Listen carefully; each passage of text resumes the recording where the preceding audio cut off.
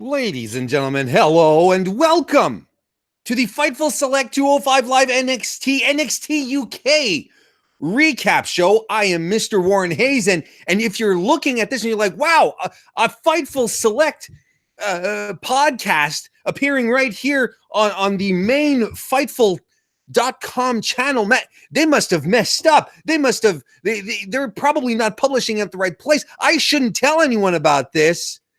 I should keep this for myself because I'm getting paid content for free. Well, buddy, pal, got news for you. This is a free preview that we're offering the universe so that they can get a taste.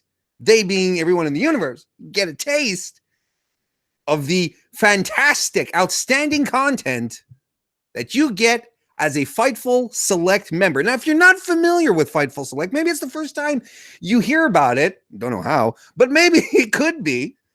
And you're over here on, maybe you hang out on Fightful.com. Maybe you're not quite aware of what it is. Fightful Select is the subscription service for Fightful.com, which offers you a ton extra content just for you people. Just for all of you who want and can't get enough wrestling content. We've got all of that over on Fightful Select. I do this every week, every Wednesday, 205 Live NXT UK. You have Sean Rossap, managing editor, Fightful. He does the Fightful report every week, every Wednesday as well. We have Steven Jensen, who does the Weekender report, covering all sorts of non-WWE programming, non-WWE news. We got retro pay-per-view reviews. We have Royal Rumble 1988, the first televised one. Some say it's the first ever. Some say it's the first televised. We'll just go with first televised here. And we have it right there. Dark commentary. You get some exclusive news or some previews to news. You get some sneak peeks. You get all sorts of great stuff at FightfulSelect.com, and it is the best way to support Fightful as well. You just head on over there, subscribe, and we've decided to open up the valves here and let me flow into your homes via YouTube, folks, so that in celebration, right, of NXT Takeover Phoenix happening this weekend. So we're going to talk about that. We're going to talk about a lot of things tonight. And we're going to start by talking about 205 Live. I'm so glad everyone, there's a whole bunch of people in the chat tonight. It's very active, very alive. I do mine live every week, by the way. So you can come on over, jump in, have a chat. It's always a good time. So we're going to start talking about 205 Live, where we had Aiden English starting on commentary this evening. I thought he did an okay job. I mean, first time for in commentary. A rumor going around is that this is something that English wanted to do. I mean, it's not as if they had anything better for him to do. It's not as if there was something critical that he was being kept away from. Might as well have him do that. Between you and me, instead of having Percy going ooh at every move, oh, and then doing it again during the replays for the exact same move, I'm fine with having Aiden English hanging around with his deep baritone. I think, he's on to something. We'll see how it evolves over the next few weeks. I'm sure Nigel will be able to guide him along. We had two matches on the card tonight. The first match was Gran Metalik versus Humberto Carrillo, who had his debut match on 205 Live last week, answering the Buddy Murphy Open Challenge. But commentary tells us that this is his first match as an official member of the 205 Live roster. I guess last week he really was just a special guest. So we basically have a luchador match, and they shake hands to begin because sportsmanship between luchadors is important. There's a little back and forth with some arm locks, some leapfrogging and dodging. It's a stalemate to start. There's even a hurricane run on Carrillo, and he just lands on his feet. Some nice athleticism to start. Stereo drop kicks. They're at a complete and utter stalemate. They even kip up at the same time. That's how in sync they are. That's how they are completely in sync. Carrillo takes Grand Metalik down with an arm drag, then a lucha arm drag. He hits a corkscrew dive over the top rope onto Metalik, who's on the outside. Suplexes him, covers him, but only gets 2. Goes for a top rope moonsault, but Grand Metalik lifts the legs.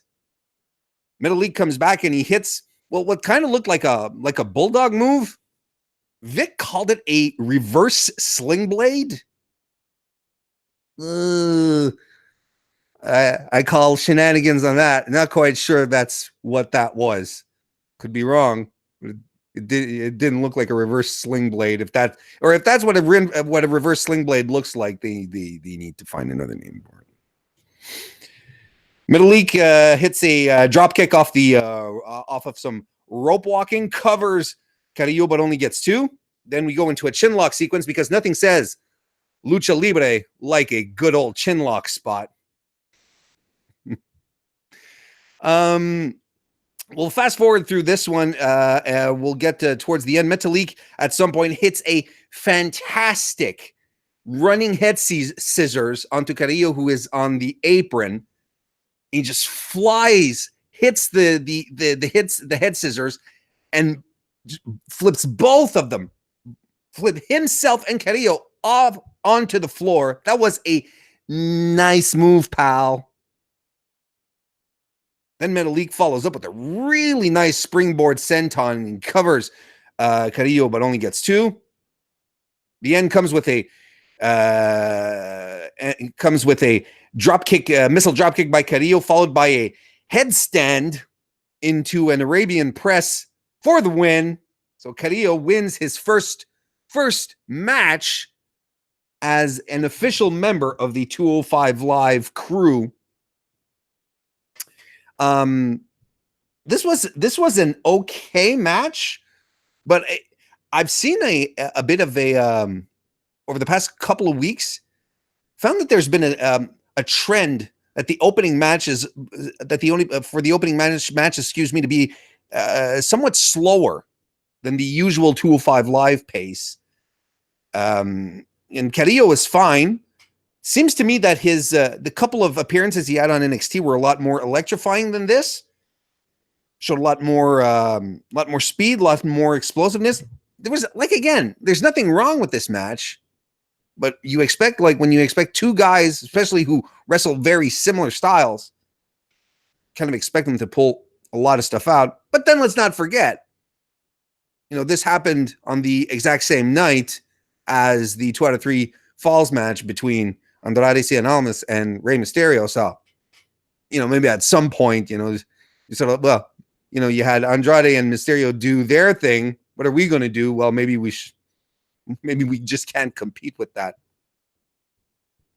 So that could be something. Next, we have we're backstage, and Jake Maverick, he's selling, basically. He's putting over Humberto Carrillo to Drew Gulak and Jack Gallagher, who are standing next to him.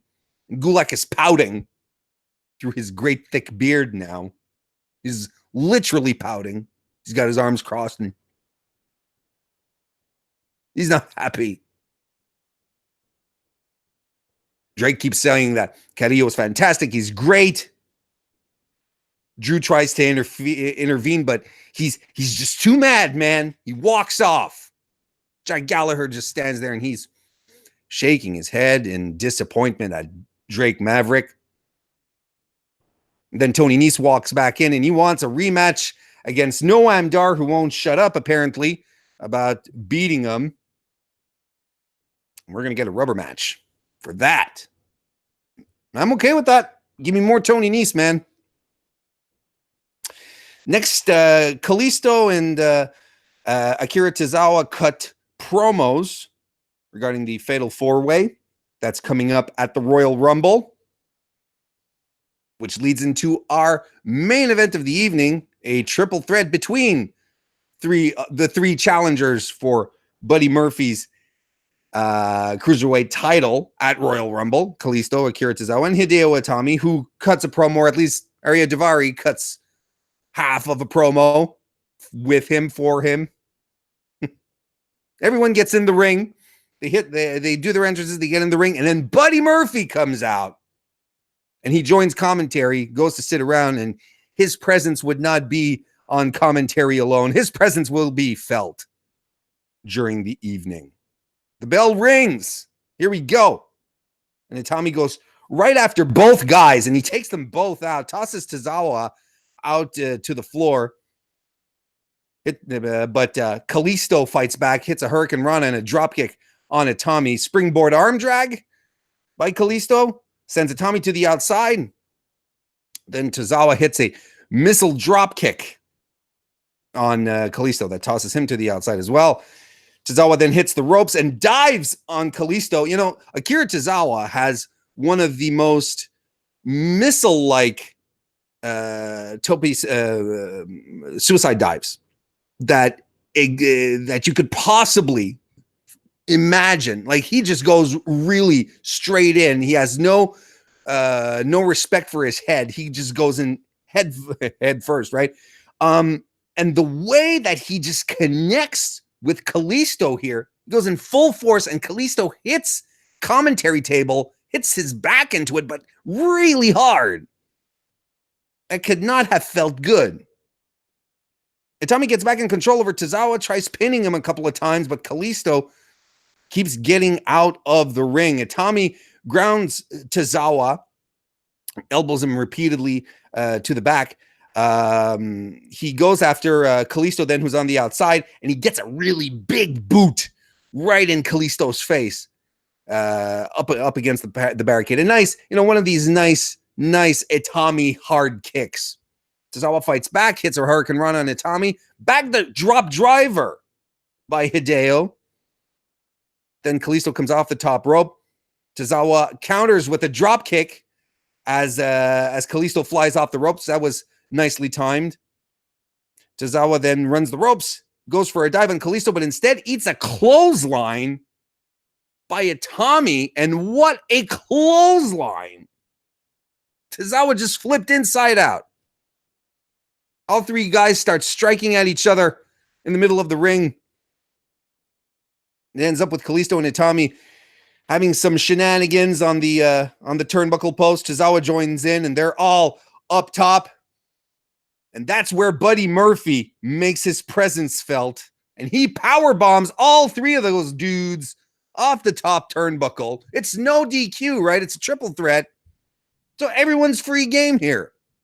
Buddy goes after Itami, Kalisto, Tozawa. He's just beating the crap out of everyone. But then the babyfaces, Kalisto and Tozawa, they double super kick the champ. Kalisto hits the Salida del Sol. Tozawa darts through the ropes and takes Murphy out. Kalisto follows up with a dive off to the ring to Tozawa on the outside. And then eats another Hideo Itami boot. Itami rolls Tozawa back into the ring. Falcon Arrow follows, covers, but only gets two. Tozawa fights back with a series of kicks, eats a high cross body press by Kalisto. He gets covered, but again, kicks out at two.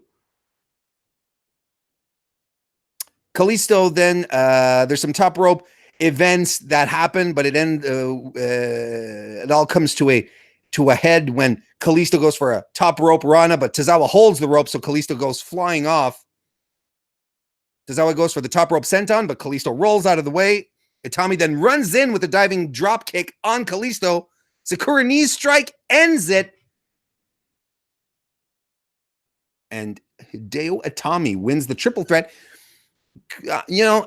Odd, peculiar match to have before your four-way at Royal Rumble. One of the things that's always fun about 205 Live is that, they always try to add stakes to it. The whole concept of, having your matches and earning your position, earning your title shot against the champ. That's something that's very well ingrained through Drake Maverick's character. Kind of wonder what the point of this here was. because technically speaking, if you're a real fighter, that's not what I meant. If you're fighting, let's say, in any other type of sport than pro wrestling, and you have a title match coming up in a week, you're not going to go have a fight like 5 days before the fight, 6 days. That doesn't make sense. John in the chat says this match needed a bear hug or a great wrist lock hold. John, ban yourself. That was 205 Live. So this is leading into, this was basically the go-home show for the Royal Rumble for the Cruiserweight, the Fatal 4-Way match for the Cruiserweight title at Royal Rumble. That will be on the pre-show. If you're wondering what my prediction is, well, we talked about that last night on the SmackDown Live post-show that I was privileged enough to join over with Sean and Alex. And my prediction still stays the same as yesterday. Buddy Murphy retains. I don't know what you guys think in the chat, but for sure, Buddy Murphy hangs on to the title, in my opinion. He's not the chaser. He's the chasee. He's the final boss of 205 Live right now. Too early to take the title off of him. I honestly don't see anyone beating him for the title. I think Murphy is going to continue to solidify himself. He's going to beat 3 other guys, continue to solidify himself as a serious, real threat. Cody in the chat even thinks that Buddy Murphy is going to be champ until at least WrestleMania 35. I concur. I really do agree. Let's move on to NXT, where we start off the evening, the proceedings with the Velveteen Dream. Woo, we haven't seen Dream in weeks, aside from some vignettes, some video packages. We haven't seen him out here at all. The Dream has a microphone, and he says the Dream has a sparkle in his eye. He has a sparkle. He has the sparkle of championship gold. And you feel like he's getting ready to challenge Ricochet for the North American Championship, but that isn't going to happen because the Undisputed Era come out. More specifically, Adam Cole and Bobby Fish. Adam Cole has a microphone himself. Actually, both guys do. Adam Cole comes out and he says, "Pump the brakes, Dream. Pump the brakes." Everyone knows 2019 will be the year of the Undisputed Era. Cole says that he and Fish will have gold soon, and all of the Undisputed Era will have all the gold. This is what I'm doing with my arm tonight. I have all the gold. Look at that arm. He can continue to dream. He can continue to dream, but this dream is coming to an end. Fish gets on the mic. He starts talking, and Full Sail immediately goes after him with some "shut up, Bobby" chants. He basically backs up everything that Cole said, though. He says 2019 will be undisputed. Velveteen Dream responds by saying that he's ready to dispute this claim, talking to Bobby Fish, but if it's okay with Adam. Oh, and Bobby Fish takes exception to that, does not appreciate giving the impression that Adam Cole gatekeeps him. He attacks. There's some exchanges that happen, but Velveteen, smart guy, understands the concept of a two-on-one. He slides out of the ring, but this sets up a match for later on in the evening. It will be the main event. We have a very, very nice video package recapping Shayna Baszler and Bianca Belair's journey up until this point here. That was really cool. I'm going to talk about Takeover a little later on. give you my predictions. Next we have Oney Lorcan and Danny Burch versus Marcel Barthel and Fabian Aichner. And when I saw this pop up, I said to myself, you know what? This is going to be one. It's going to be one slappity slapper of a match, isn't it? And holy crap. This was a lot of fun. Barthel and Lorcan start off. Barthel hits him with the twin double chop, throat chop. Lorcan fights back with a chop of his own, and Barthel pushes him back into his corner. Aichner tags in. Barthel throws Lorcan into Aichner, who hits him with a tilt-a-whirl backbreaker, covers Lorcan, but only gets 2. Barthel and Aichner stomp on Orny. Stomp on Oney in the corner. He avoids a ton of offense from both heels and tags Danny Burch in. Danny Burch. I mean, you know what? Either of these guys, but really, Danny Burch is such a phenomenal hot tag. Like at this point, they worked a crazy pace of a match here because it was relatively short. And like we're maybe like 2 minutes in. There shouldn't be a hot tag 2 minutes in. But Burch got the hot tag, and man, he was the definition of what a hot tag needs to look like. He strikes hard at both heels, catches a leapfrogging Fabian Aichner by the leg, taking him down. A headbutt on Barthel. He catches Aichner in the corner. Enziguris a missile drop kick. He kips up. Man, that was good.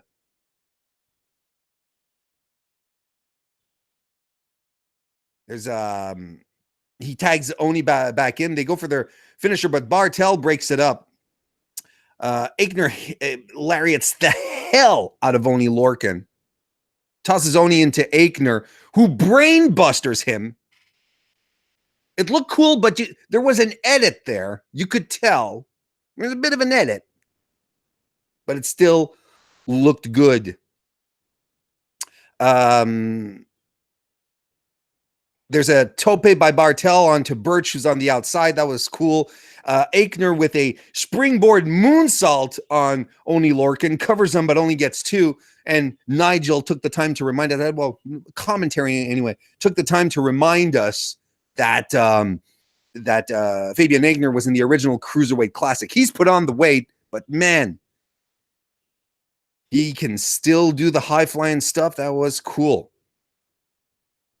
They get Lorcan up in an electric chair position. Barthel goes on the top rope, flies off with a European uppercut. Oney falls to the floor, but Oney actually rolls through and gets Aichner into a single crab. Burch tries to come in, but Barthel nails him. And Barthel knocks Oney down to break the submission. Then lariats Burch out of the ring. Oney then starts striking on Aichner, hits a running European uppercut, then dives on Burch and Barthel on the outside. Aichner hits a running, flying body press off the top rope or the top turnbuckle to everyone on the outside. That was nuts. But then Aichner misses with a springboard move that allows Oney to roll him up. Barthel wants to, for the pin, Barthel wants to come in to break it up, but Burch is holding on to him. He can't make it. And Lorcan and Burch win. What a pace these guys ran. That was nuts. You know, Lorcan and Burch, quite frankly, this is exactly the kind of pace that they work all of their matches. They're, you know, we always seem to forget these guys when we're talking about exciting tag teams to watch. They always deliver. And Barthel and Aichner is such a fantastic combination. They're 2 great, talented wrestlers. Put them together. They're working really well together. They're able to maintain these high cardio matches. That was a lot of fun. This match was the most fun match of the night on NXT right now. So that was cool. Next, we had another tag team match. This time it was Kairi Sane and Io Shirai against Tana Brooks and Amber Nova. And it's Shirai and Nova who start the match. Crowd is hot for Shirai here. She hits a shotgun dropkick early on. The baby faces double team Nova. Sane with the hits a single chop. And Shirai and then the team they both like fall to the mat, and they end up tripping Nova up. I'm not quite sure in this little sequence here if that was exactly the double team offense that Shirai and Sane wanted to pull off. It looked a little off. Still effective, but it still looked a little off. Sane hits the sliding D in the corner on Nova. Brooks distracts as Sane goes to the top rope, probably looking for the insane elbow. And that allows Nova to knee Kyrie in the face. Sane fights back with an interceptor spear then. Shirai is in with some strikes of her own. Hesitation basement drop kick, 619 springboard double drop kick on both of the heels by Io Shirai. She hits a spine buster. Sane does an assisted elbow drop, and Shirai does an assisted moonsault. Covers, and that's that. A nice quick little enhancement match for the faces here. Cut backstage after the match. They're having a quick interview, and Kyrie says, "Me and my best friend are going to take care of business together." And they hug, they side hug, they smile. They're adorable. And then you have Jessamine Duke and Marina Shafir arrive. They say, "Oh, aren't you too cute?" They talk a little trash. I'm going to tell you one thing. Duke and Shafir, they need to work on their promos. It was a little awkward. Not bad, just a little awkward. Then here's another thing. I think it's a good idea for Sane and Shirai to work together like this, because you can tell in the ring right now, Kyrie has completely adapted to working a style that will work, that will get her over with the North American crowd, right? Like she, everything she does, her mannerisms, the way that she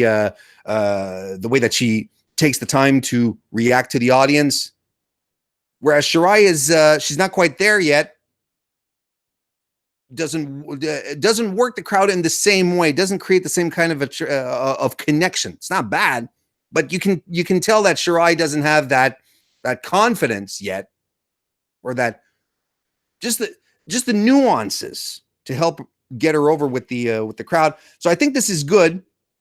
I mean, they are best friends in real life to begin with, which is actually really good for both of them if they continue working together. Have some have Sane get some perfection, right? Just mold her into something that works better for the audiences in North America. We have our main event match, not the main event of the evening. We have Bobby Fish versus the Velveteen Dream. Bobby Fish starts with some striking, but Velveteen dodges a spinning kick by Fish. Dream early on establishing the fact that he understands that this is a 2-on-1 situation. He's keeping an eye on Adam Cole, making sure that old Adam isn't up for some shenanigans. Dream shoulder blocks. Bobby Fish shoulder blocks Dream down. He gets scooped up though for the Dream Valley Driver, or the Dream Valley Bomb. They're calling it now. It seems to me it was the Dream Valley Driver. Is this new? Maybe I just wasn't, maybe I haven't been paying attention. Wouldn't be the first time. But Fish is able to squirm out of it. He dodges more kicks. Springboard spinning elbow on Fish, who rolls out of the ring. There's a lot of evasion that happens, a lot of avoiding moves. Dream hits a springboard drop kick onto Bobby Fish on the apron, who tumbles to the outside. And then Dream goes up to the top turnbuckle post, flies off with a double axe handle right to the floor. Back in the ring, Dream starts clubbing him with some forearms to the back. Straight punches follow, but Fish gets Dream back to the outside, and Dragon Screw leg whips him right into the barricade. And Fish goes to work on Dream's knee. He hits a slingshot senton on Dream, covers him, but only gets one. He chop blocks Dream down, flips him over into a single leg crab, but Dream rolls over and kicks Bobby Fish off. Couple of big knees by Velveteen Dream. Drop kick off the top turnbuckle, covers him, but only gets two. Dream strikes Fish down, kicks him in the leg some more. He runs the ropes, but Dream hits a spine buster. He goes up. He starts going up to the top rope for the big elbow drop. The purple rainmaker. Bit of an odd spot here. I think something a little bit of miscommunication, because he hits the purple rainmaker, but Fish no-sells it and reverses it into a knee bar. Okay. Dream eventually goes to reach the ropes, but Adam Cole is there, and he tugs on the ropes to keep him away from Velveteen's hands, just away from the tips of his fingers. At first, the ref doesn't see it, but then eventually he does, and he starts shouting after Cole. Fish releases the hold, goes to argue with the ref and Adam Cole, but then he gets rolled up into a pinning position. He kicks out, but Dream picks him up for the Dream Valley Bomb. Fish is tossed into Cole onto the outside. He gets back into the ring.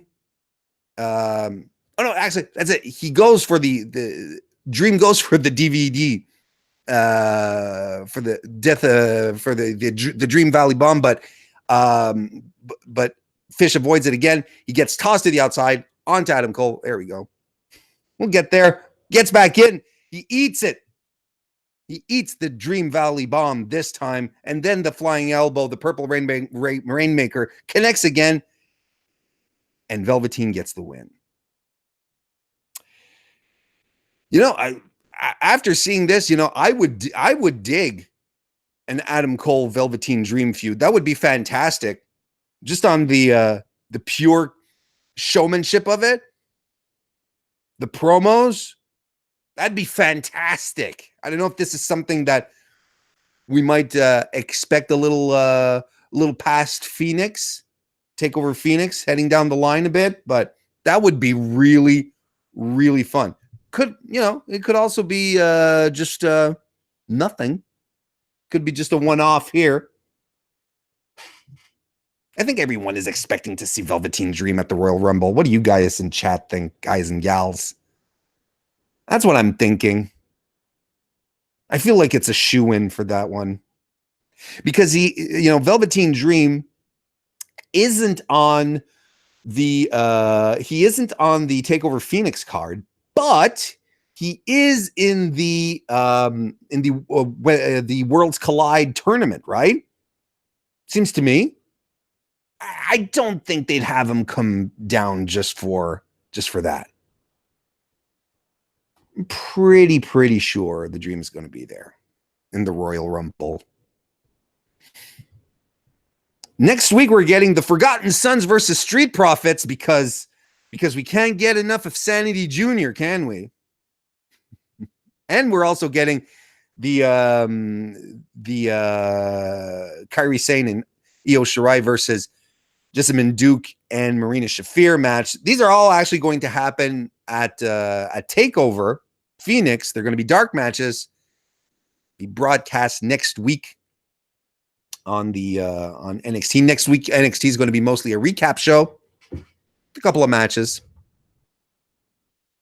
So we'll see what happens. Main event segment for the end here.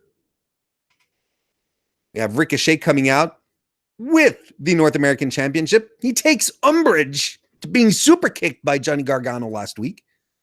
He says 2019 Gargano is the same as 2018 Gargano, showing that he's a liar and deceitful, that he only cares about his miserable self. A very, very soft promo by Ricochet. That was very low key, lacked a little oomph. I'm going to say that again. It lacked a little oomph. But that's fine. It didn't last too long because Johnny Gargano's music hit. He comes out talking. He enters the ring. And as he's talking, tries to sucker punch Ricochet. They start brawling. But Ciampa comes in and he sucker punches Ricochet. And then we start getting DIY chants from the audience. Gargano and Ciampa are staring at each other. Not sure exactly what to make of the situation. But Gargano takes advantage of the situation, starts some ground and pound on Ricochet. As Ciampa up in the ring, because this was happening on the outside, Ciampa is up in the ring and he's applauding. He's very proud, very, very proud of his Johnny.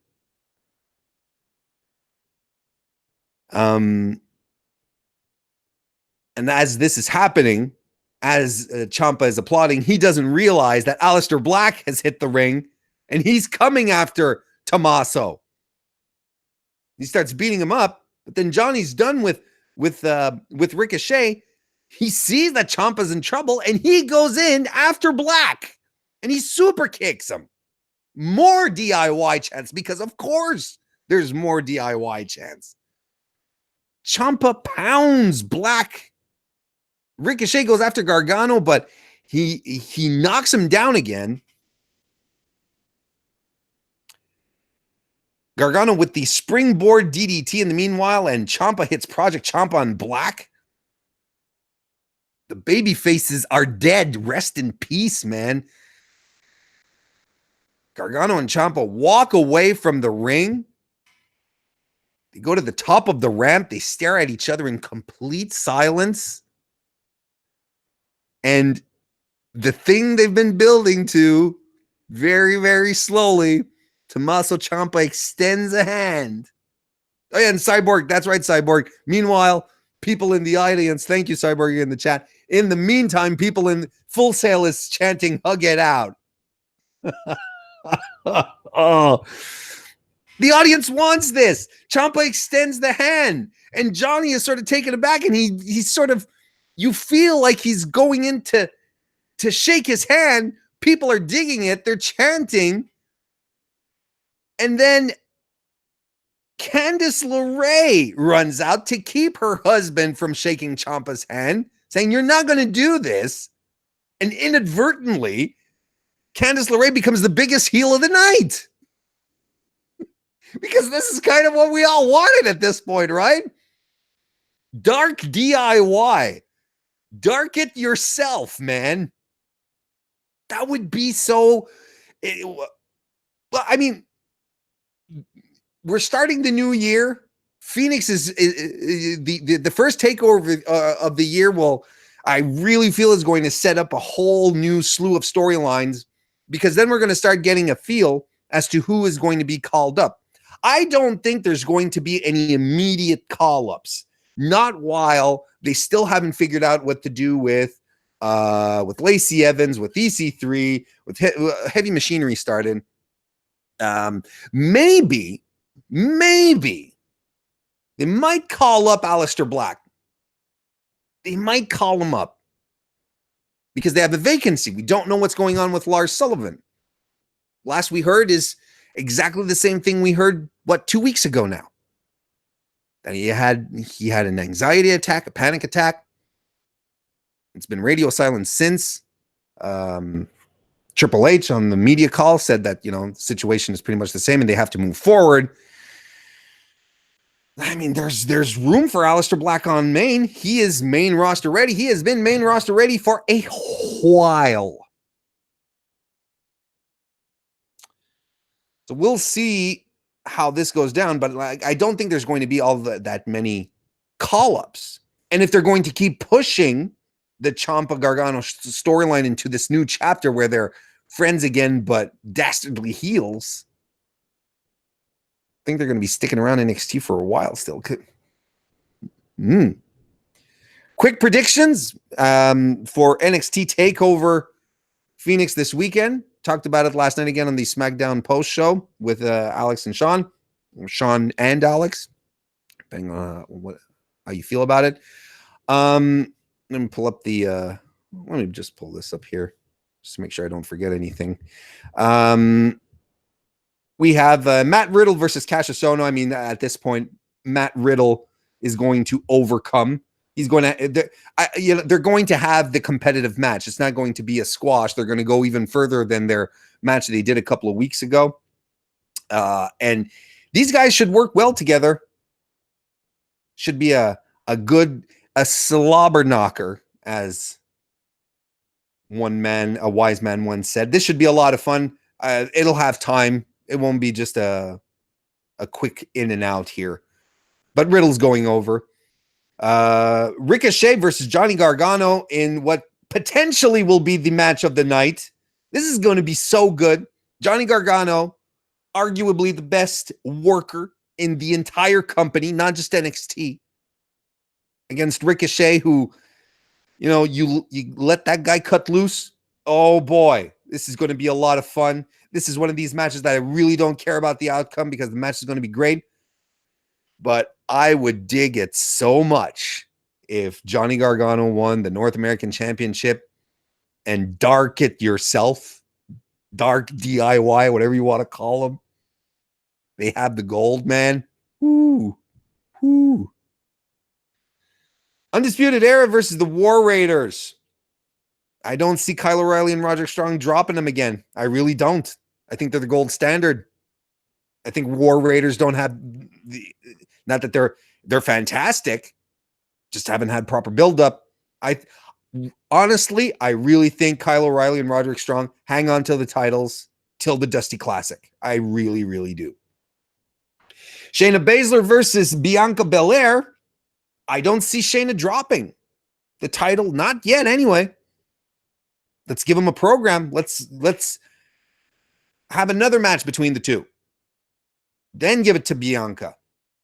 I just do not see Shayna dropping it. If she does, if Shayna Baszler drops the title this weekend, they are pulling the trigger on the 4 horsewomen. You can be damn sure of that. Tommaso Ciampa versus Aleister Black. My heart says Aleister Black because I am an Aleister Black fan. But my brain says Tommaso Ciampa. That is what makes the most sense. And I would love if Aleister, I would love if this entire roster of NXT right now, all the entire card, all the players, women, dudes, I wish they all would stay in NXT and don't go risk it up on main. I really don't.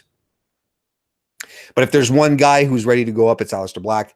And I think there's an opening for him now that Lars Sullivan is MIA.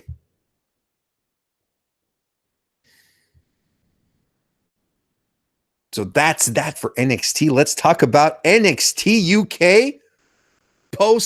We're still in Takeover Blackpool hangover mode. Pete Dunne comes out. He has the championship. 610 days. They were saying over 610 days. The right man won at Blackpool for sure. Basically cuts a promo where he said that they made history at NXT UK Takeover Blackpool. Said the brand has changed a lot over the past 2 years, but one thing has remained since Takeover Chicago in May 2017, and he's still the champ. But that brings Gallus out. Joe Coffey, Mark Coffey, Wolfgang, who is slowly transforming into Michael P.S. Hayes.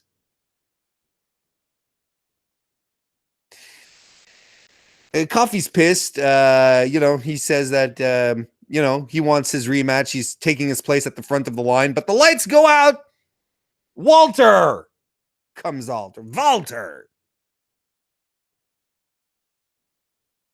He hits the ring to some huge Walter chants. The Gallus boys are holding back Joe Coffey, who steps out of the ring. He steps out of the ring, but Wolfgang and Mark Coffey, they hit the ring to try to attack the Pete Dunne and Walter, but they get taken out. Dunne and Walter trade glares. He stares at Dunne's belt. And we have, this is our next setup, guys and gals. And to be completely frank, even though I'm Warren, Walter is, he's a credible guy he's credible enough to end Dunn's historic championship streak. He really is. He's super credible enough to do it.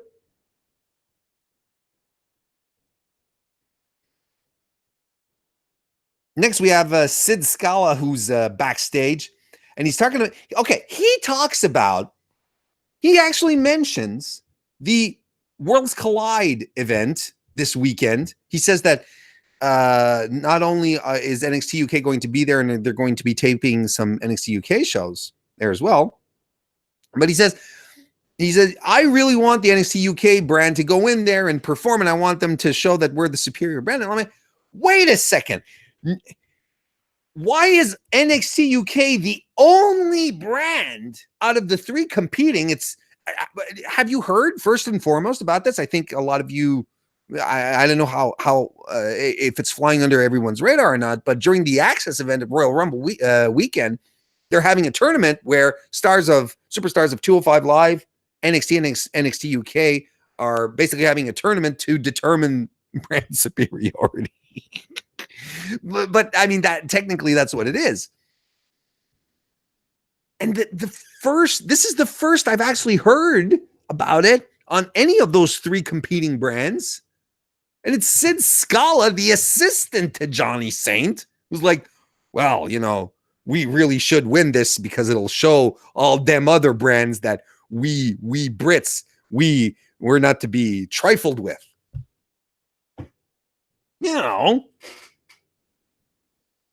But it's really strange. Like, he makes a mention of it. No one else does. Gibson and Drake come in. Sid then tries to talk to them, but Zach Gibson, he shuts him down. He says, "Oh yeah, well, until when we weren't champions, all you guys wanted to, you only wanted to talk to Mustache Mountain. Now you want to talk to us. Well, it's going to be on our time, and we're talking next week." That's fine. When we come back to commentary, Nigel refers to Sid Scala as Slimy Squid Scala. That got a chuckle out of me. I like that. Nina Samuels comes out, and she's facing Lana Austin. They put over the fact really hard.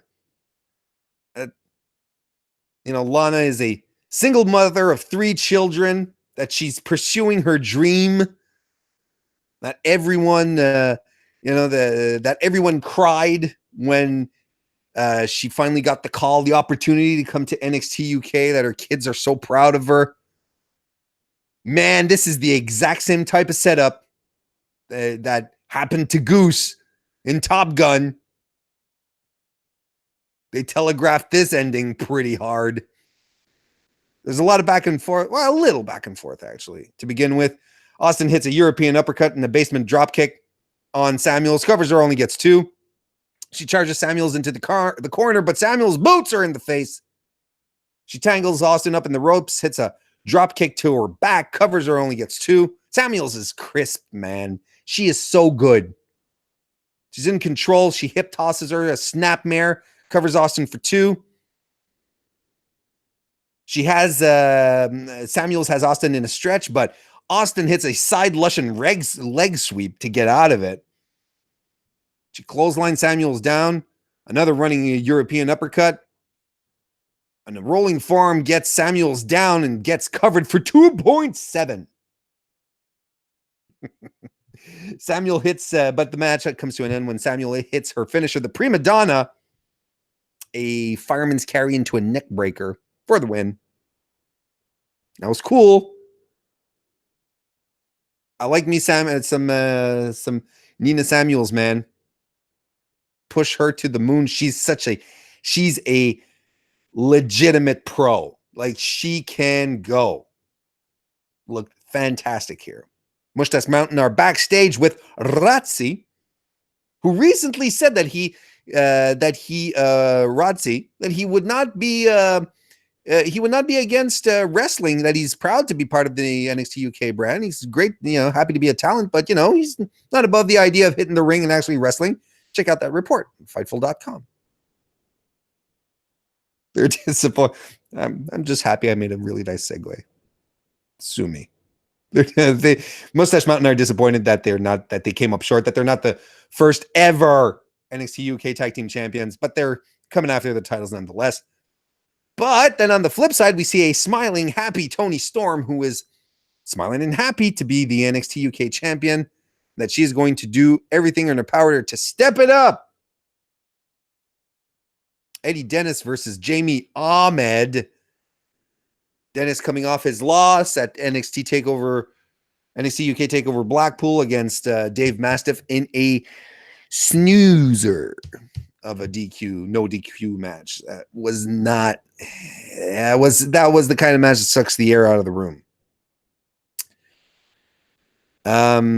But still, Eddie Dennis is a good worker. Charges right in with some huge forearms. Ahmed fights back, gets a hip toss. Both guys look for leverage, and Dennis lariats Ahmed down. He whips him into the corner hard. Dennis gets Ahmed into a cravat, and Ahmed tries to roll out of it a couple of times, but Dennis just will not let go of the hold. He tosses Ahmed out of the ring. He elbows Ahmed to the floor, slams him. He goes for the severed bridge, but Ahmed gets out of it, and he follows in with some punches. Nigel talking about his boxing background. A big kick as well follows. He goes up top, but Dennis hits him with a big boot.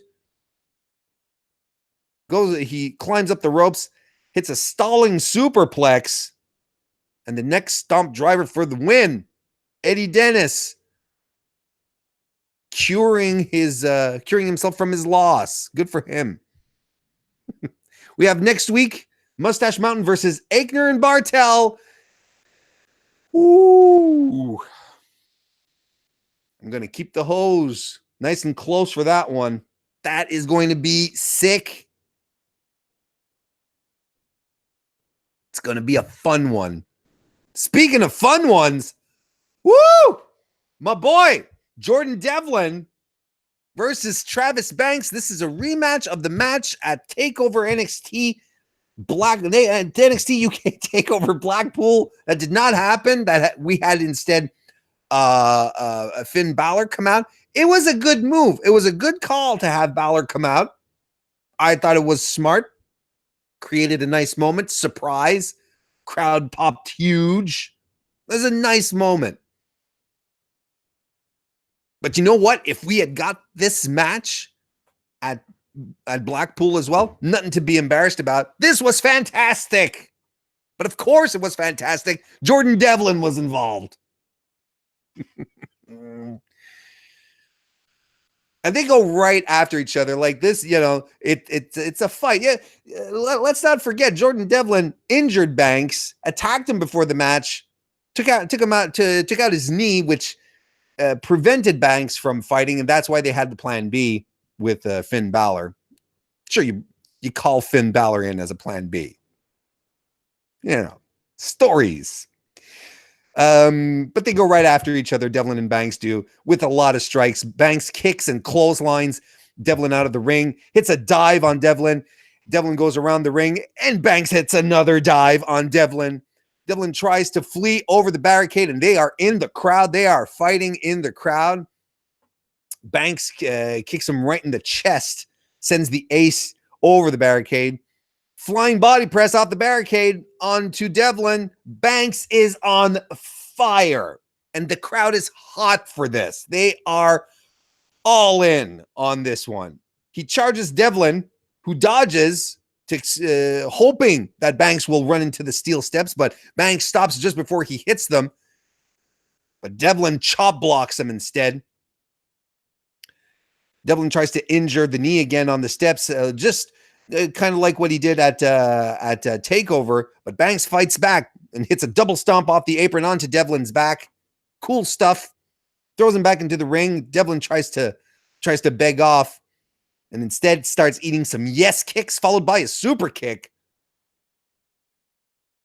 Travis Banks goes to the turnbuckle, but Devlin is right behind him and hits a backstabber off the turnbuckle, just pulling Banks off. Then Devlin starts striking, chokes him on the top rope. He hits an across the shoulder backbreaker on Banks, covers him, only gets 2. Hits the Uranagi, followed by the standing moonsault. Class vintage Devlin covers Banks again, but only gets 2. He gets Banks' arm into a bar, but Banks fights out of it. He gets thrown into the ropes. And eventually ends up in a bow and arrow. But Banks fights out of that. There's a series of counters that happen. Both guys end up on the apron. Devlin shoves Banks into the post and follows with a Spanish fly off the apron to the floor. You got that right, my boy Devlin. He tries to keep Banks on the outside to win via 10 count. This was a nice little moment. He pushes Banks right into the barricade at 9. Devlin jumps right into the ring, and just before the referee hits 10, Banks dives in. Nice little moment of some quick drama there. Banks battles back. He runs the ropes. And Devlin catches him in another Spanish fly. But Banks is such a house of fire, he just pops right up, sells it, like he's some guy in New Japan wrestling. Just pops right back up, and he grabs Devlin's wrist. He has the grip on Devlin. Devlin tries to break out of it. He punches it. But Banks is not letting go. He's intense. He's full of adrenaline. He starts getting some short arm punches in, short arm knee, but Devlin fights back with a headbutt. Both guys are tumbled down. Devlin hits a short arm backdrop driver on Devlin, covers him for 2.9. It's a moonsault, but Banks lifts the knees. Hesitation dropkick by Banks. Kiwi crusher, but Devlin kicks out at 2.9. Banks gets Devlin standing back up. They are spent, and Devlin is out. He's out on his feet. He's dead weight, spaghetti legs. But Banks gets him back up on his feet, goes for the slice of heaven. It misses because Devlin collapses out of fatigue. They both regain their senses. Devlin goes for the Ireland's call, but tumbles out to the floor with Banks on his shoulders. And we get a 10 count, double count out. And I am okay with this. Yes, these guys, both of these guys, I gush a lot on Jordan Devlin, and with reason. But I mean, Travis Banks is a fantastic worker as well. Put both these guys together all the time. This was great. And if they cut the match here, they cut it short, and they're ready to give them a program, have them fight each other again. There's going to be There's gonna be a Spanish fly party, folks. Spanish fly party. Ladies and gentlemen, we're gonna wrap it up here. Why not? Well, because it's time. But I want to thank everyone who joined tonight on this free preview of the Fightful Select NXT 205 Live NXT UK recap show. Do this every Wednesday over on FightfulSelect.com. Subscribe. Head on over. FightfulSelect.com. It's your best. It is the best way to support Fightful. Get all sorts of content, and we're getting more and more subscribers all the time. And here's the thing. Here's the big secret. And if we get more subscribers, we just create more content then on Fightful Select. That's all we want to do. We like to talk about wrestling. We like to go on about wrestling. We like to exchange with you fine folks about wrestling. So the more we do it, the more people we get in here, the more stuff we'll create and that'll be fantastic. But thank you very much for coming over, watching the free preview tonight. If you want to follow me on Twitter, you can. It's at Mr. Warren Hayes, or on my own YouTube channel as well, MrWarrenHayes.com. If you're not subscribed to the Fightful YouTube channel, hit the button right here, subscribe, give us a thumbs up. Those are also fantastic ways to support the good work at Fightful.com. I'm Mr. Warren Hayes, and I will see you next time.